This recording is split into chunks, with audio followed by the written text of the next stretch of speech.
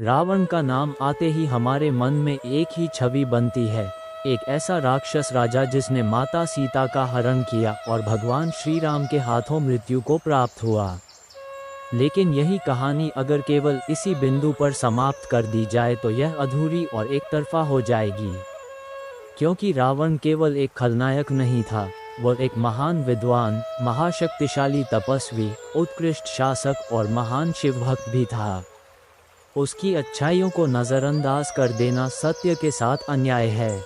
रावण का असली जीवन हमें ये सिखाता है कि हर इंसान के भीतर अच्छाई और बुराई दोनों होते हैं। केवल बुरी घटनाओं को पकड़कर किसी को खलनायक बना देना आसान है, लेकिन अगर हम गहराई से देखें तो रावण जैसे व्यक्ति ने भी कई ऐसे आदर्श स्थापित किए जिनसे आज भी सीखा जा सकता है। एक महान विद्वान और ज्ञानी ब्राह्मण। रावण जन्म से एक ब्राह्मण था। उसके पिता ऋषि विश्वाश्रवा थे और माता कैकसी राक्षस वंश से थीं। इस कारण उसे ब्राह्मण और राक्षस दोनों कुल की शिक्षा और संस्कार मिले। रावण ने वेद, उपनिषद और शास्त्रों का गहन अध्ययन किया था। वह केवल युद्धकला में ही नहीं, बल्कि संगीत, ज्योतिष और आयुर्वेद का भी गहन ज्ञानी था। रावण ने रावण संहिता नामक ग्रंथ लिखा, जो आज भी ज्योतिष और तंत्र विद्या का महत्वपूर्ण स्रोत माना जाता है।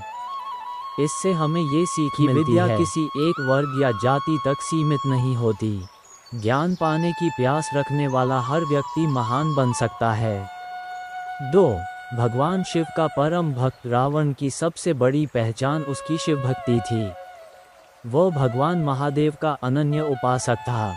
कहा जाता है कि रावण ने शिव को प्रसन्न करने के लिए घोर तपस्या की और अपना सिर काटकर अर्पित किया। हर बार उसका सिर पुनः उत्पन्न हो जाता और उसने ऐसा 10 बार किया, जिसके कारण उसे दशानन कहा गया।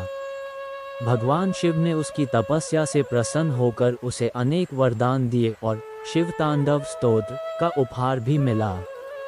शिव तांडव स्तोत्र आज भी संस्कृत का सबसे शक्तिशाली और सुंदर स्तोत्र माना जाता है, जिसे रावण ने रचा था।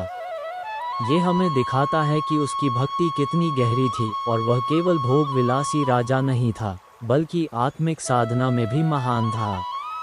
3. उत्कृष्ट शासक और न्यायप्रिय राजा। लंका रावण के शासन में सोने की लंका कहलाती थी।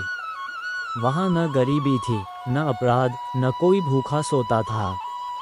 रावण ने अपनी बुद्धिमत्ता और प्रशासनिक क्षमता से लंका को वैभवशाली और समृद्ध बनाया।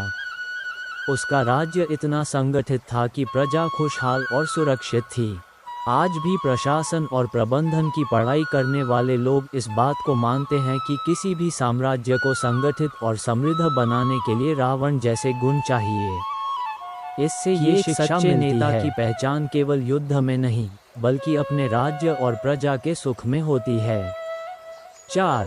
भाई बहनों से प्रेम। रावण के भीतर भाई बहनों के प्रति गहरा लगाव था।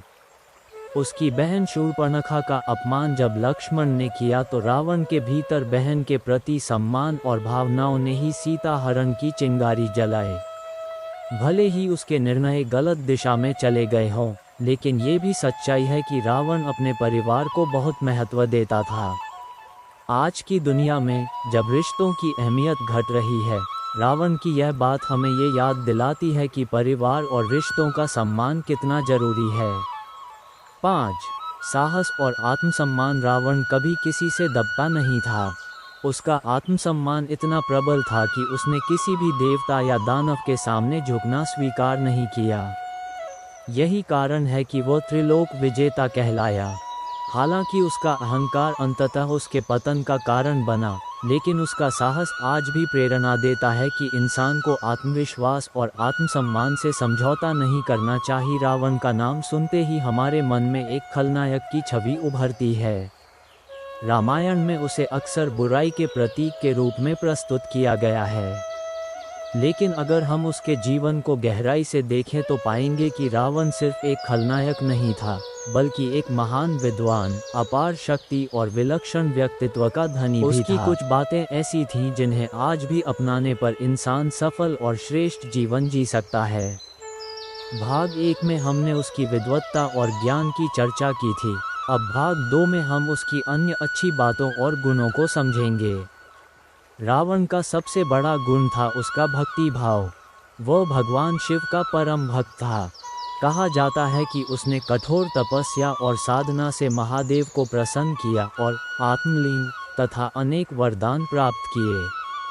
उसका भक्ति भाव इतना प्रबल था कि शिव जी स्वयं उसे प्रसन्न होकर रावणेश्वर कहकर संबोधित करते थे। आज की दुनिया में अगर हम रावण की इस भक्ति से सीख लें तो समझ पाएंगे कि सच्चा साधक वही है जो अपने ईश्वर से पूर्ण निष्ठा और लगन के साथ जुड़ता है। रावण का एक और गुण था उसका संगीत ज्ञान। वह एक अद्भुत वीणावादक था और कहा जाता है कि उसके स्वर और संगीत से देवता भी प्रभावित होते थे। रावण ने शिव तांडव स्तोत्र की रचना की थी, जो आज भी अत्यंत शक्तिशाली और भक्ति से भरा हुआ स्तोत्र माना जाता है। इससे हमें ये शिक्षा मिलती है कि बुरे इंसान में भी अच्छाई छिपी हो सकती है और कला, संगीत या साहित्य जैसे क्षेत्रों में महारत इंसान को अमर बना देती है। रावण का एक और बड़ा गुण था उसका परिवार प्रेम। हालांकि उसने सीता हरण करके बड़ा अधर्म किया, लेकिन अपने परिवार के प्रति उसकी निष्ठा अद्भुत थी। वह अपनी पत्नी मंदोदरी से सच्चा प्रेम करता था। मंदोदरी उसे बार बार गलत काम न करने की सलाह देती थी और रावण भले ही उसका पालन न करता हो, लेकिन वह उसकी बुद्धिमानी का सम्मान करता था। वह अपने भाई कुंभकर्ण और पुत्र मेघनाद, इंद्रजीत से अत्यधिक प्रेम करता था। इससे हमें ये सीख मिलती है कि परिवार के प्रति निष्ठा और प्रेम जीवन का महत्वपूर्ण आधार है। रावण एक महान राजनीतिज्ञ और प्रशासक भी था। लंका उसकी सत्ता में सोने की नगरी कहलाती थी। उसने अपनी प्रजा को सुरक्षा, समृद्धि और उन्नति दी। उसकी लंका कला, संस्कृति और विज्ञान का केंद्र मानी जाती थी। इसका मतलब ये है कि अगर किसी शासक में दूरदर्शिता और प्रशासनिक क्षमता हो तो वह अपने राज्य को सोने की चिड़िया बना सकता है। रावण की एक और अच्छी बात थी उसका ज्ञान का सम्मान करना। कहा जाता है कि जब लक्ष्मण ने युद्ध में उसे घायल किया और वह मृत्यु शैया पर था, तब श्री राम ने लक्ष्मण को उसके पास जाकर ज्ञान लेने भेजा। उस समय रावण ने जीवन के सबसे गहरे सत्य बताए। ये दिखाता है कि चाहे इंसान कितना भी शक्तिशाली क्यों न हो, अंततः वह ज्ञान और धर्म के आगे झुकता है। भाग 2 का सार यही है कि रावण को केवल एक खलनायक के रूप में देखना सही नहीं होगा। उसमें कुछ ऐसे गुण थे जो आज भी प्रेरणा दे सकते हैं। उसकी शिवभक्ति, संगीत कला, परिवार के प्रति निष्ठा, राजनीति और प्रशासन में दक्षता तथा मृत्यु शैया पर भी ज्ञान बांटने की उदारता ये साबित करती है कि अच्छाई हर जगह मिल सकती है, बस दृष्टिकोण बदलकर देखने की ज़रूरत है।